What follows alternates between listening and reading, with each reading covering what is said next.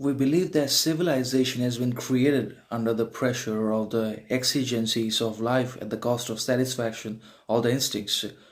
We actually have always been dominated and possessed by the idea of the naturality and inherency of civilization, that it always exists by itself with all of its sovereignty, quality, distinction, virtue, when in reality civilization has been created, engineered, manufactured by certain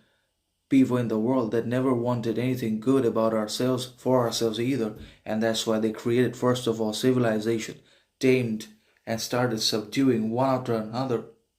through wars, conflicts, hatred, corruption, deprivation, famine, and then they brought in the concept of modern society, education, religion,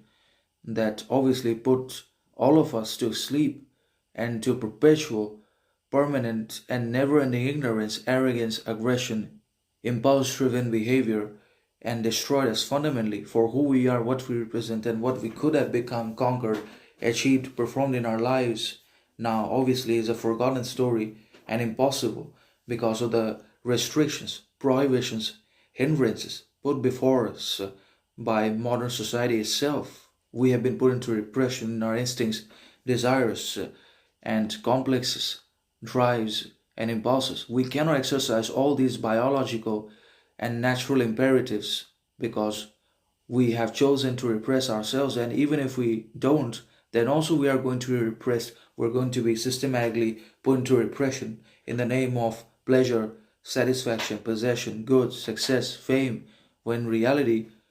we have degraded ourselves. We have been degraded actually. We have been hijacked, penetrated, corrupted, infiltrated in our freedom, sovereignty, mentality, peace, satisfaction, influence, education, and everything else that was ours is now someone else's.